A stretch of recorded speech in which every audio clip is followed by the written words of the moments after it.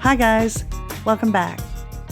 After making it through the whole EEOC process and finally winning, most of us think our fight is over. Sometimes it isn't. Sometimes we win only to find the agency has more dirty tricks up their sleeve, and that EEOC has very few options for enforcing their orders.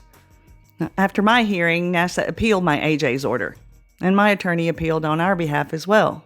OFO took its time making a decision, and while it was deciding, NASA kept filing a bunch of new and untimely appeal briefs and asking EEOC to take them into consideration. Eventually, my attorney got fed up and asked OFO, "Hey, how many appeal briefs are you going to let them file? Because I only got to file one." Shortly after that, OFO denied NASA's appeal. The appeal process delayed my getting paid, and I didn't raise a fuss about that because NASA's discrimination didn't really hit me in the pocketbook, and I still had my full retirement income.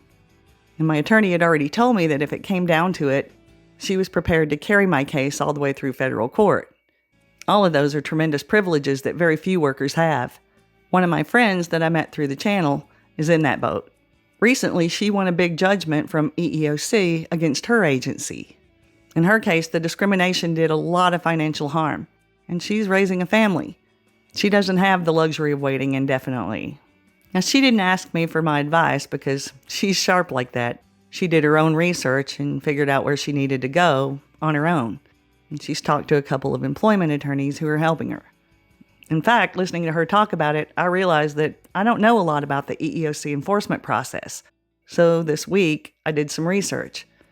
I wanted to know what she was facing, and I also wanted to be able to give you guys a heads up in case you find yourself in a similar position one day. Today, I want to show you what the process looks like, and I also want to give you a couple of bits of advice up front. First of all, like most things in the EEOC process, you're going to do better if you have an attorney representing you. And second of all, you're still going to have to keep documenting your case while this is going on. You're going to want to keep everything your agency gives you in writing, and what they don't put in writing, you're going to want to document with emails that ask lots of questions about what they're doing or saying. Now, most of what I've found about enforcement is laid out in CFR 1614, sections 501 through 503. After your AJ issues an order in your favor, the agency has 40 days to issue a final agency action that spells out how they're going to implement EEOC's order. There may be parts of your AJ's order that your agency doesn't agree to implement. That happens in about 2/3 of the cases that agencies lose. That doesn't mean that our agency can totally rewrite our AJ's order, but they can decide whether or not to implement the full order. If there are parts of the order that they decide not to implement, they have to simultaneously file an appeal with OFO asking for reconsideration. And incidentally, we employees can request reconsideration too, if there are parts of our AJ's order that we disagree with. While our employer's request for reconsideration is being considered, they don't have to pay us any monetary award that's in dispute. But if OFO finds in our favor later, they'll have to pay us interest for the interim. And there are some types of relief that can't be delayed with a request for reconsideration.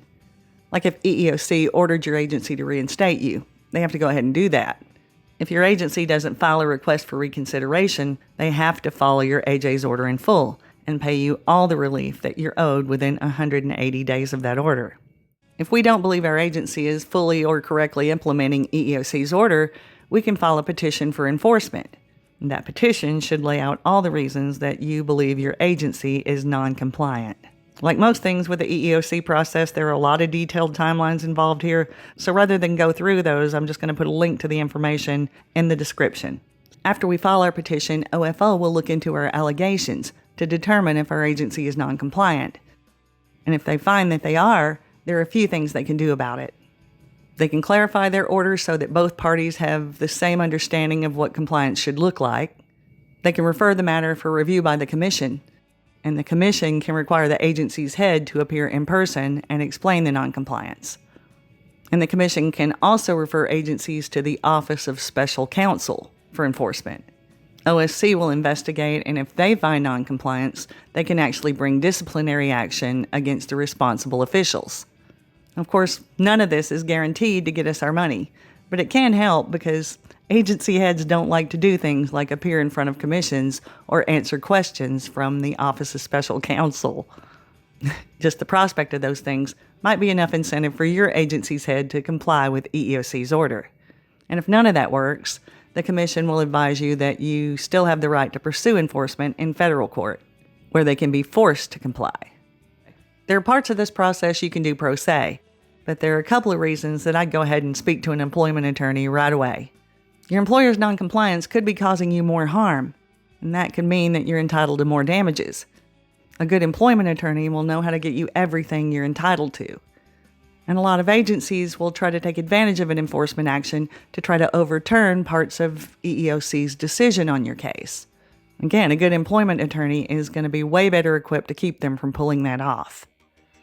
That's my layman's look into the EEOC enforcement process, based on just a couple days' research. I hope it's given you some idea of what you can expect if your agency doesn't honor your AJ's decision. Keep in mind that I'm just an employee like you. I'm not an attorney, and do your own research. And in that research, if you find that I've misstated something here, please let me know that in the comments. I won't be offended. That's it for today, guys. I'll see you in the next one. Till then, take care and hang in. Fight smart and hang in to win.